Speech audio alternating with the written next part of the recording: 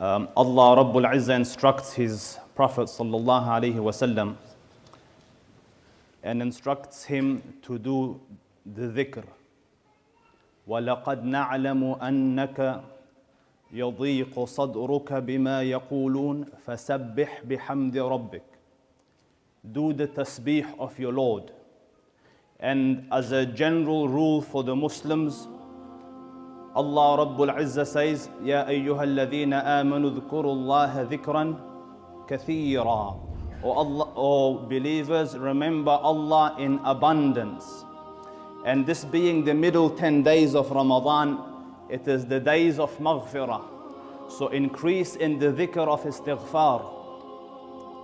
And with this remembrance, or with this dhikr, many benefits have been given. I will just mention some stories to illustrate the points. And I see a lot of youngsters, and stories seem to affect the mind more than anything else. In the time of Zainul Abidin, a person came to the Shaykh and he said, Shaykh, we suffer from drought. There's no rain. Give us a solution. So the Shaykh said, increase the saying of Astaghfirullah. Increase the Istighfar. So the person went. And another person came and he said, Shaykh, there is poverty. Poverty has struck our lands. Give us a solution. So the Shaykh said, increase the istighfar. And then another man came. Shaykh, I can't have children. I don't have, said, istighfar.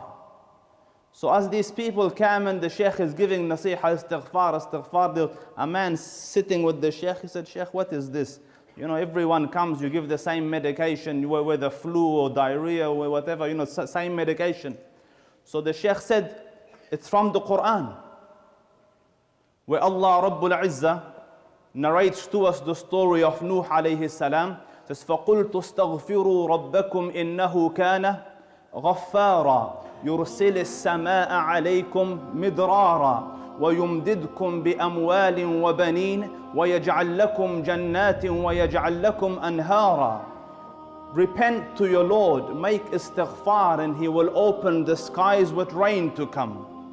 And He will bless you with wealth and children, and make your orchards grow and rivers to come around it. So the benefits of istighfar, increase the istighfar. And istighfar in our times is the only refuge we have from the adhab of Allah Rabbul Izzah. Allah Rabbul Izzah told us, and I won't punish them or prophets so long as you're amidst them. But the Prophet sallallahu alaihi wasallam passed away. So the second, I will not punish them so long as they are doing istighfar. So busy yourselves in istighfar.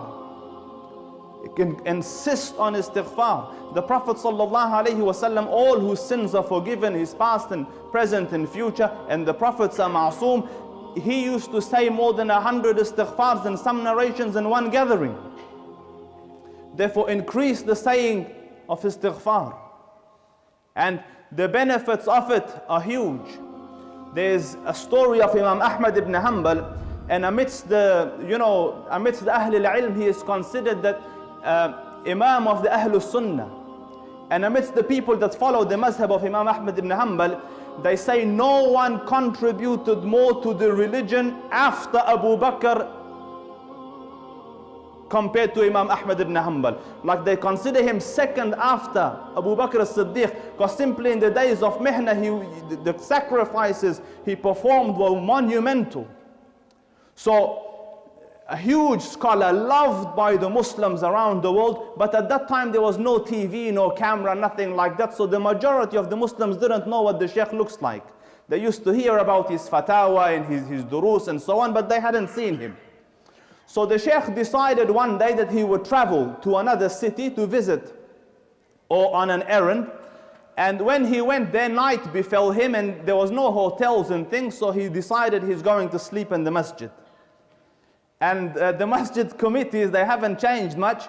They decided, Shaykh, you can't sleep here, get out. So the Sheikh said, you know, I'm Musafir, just let me stay here. So they said, no Musafir, no Musafir, everyone's a Musafir here. You know, if we leave the doors open, the whole country is coming here. So go outside. So the Sheikh went out. And going out, a baker saw him. You know, the bread maker, baker. And he saw, you know, signs of goodness and piety on him. So he said, Akhi, why don't you come stay with me until the morning and then go, inshallah, your way. So Imam Ahmad ibn Hanbal went with him, and he slept, and because bakers bake the bread in the morning for the people, so all night he's kneading the dough. You know, he's making the dough for the bread. So every time he's working, he's saying, Astaghfirullah, Astaghfirullah. And the Sheikh noticed once, twice, in every step of the way, Astaghfirullah al-Azim, Astaghfirullah al-Azim, Astaghfirullah. So the Sheikh came to him, he goes, you do this every night? He goes, yes, I do this every night. He goes, you say this dhikr with it every night? He goes, yes, every night. So he goes, have you seen any fruits? Is there any signs that has come? Because a person so insistent on the adhkar, Allah Rabbul Izzah, you know, have you seen any fruits?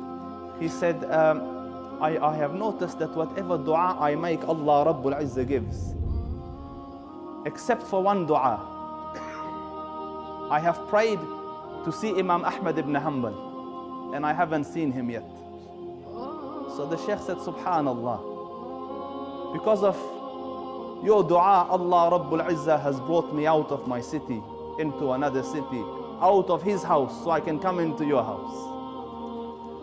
So فقلت استغفروا ربكم إنه كان غفارا يرسل السماء عليكم مدرارا ويمددكم بأموال وبنين ويجعل لكم جنات ويجعل لكم أنهارا فقلت ما قلت إن تك حسنة فمن الله وإن تك سيئة فمن نفسي وشيطان والسلام عليكم ورحمة الله وبركاته.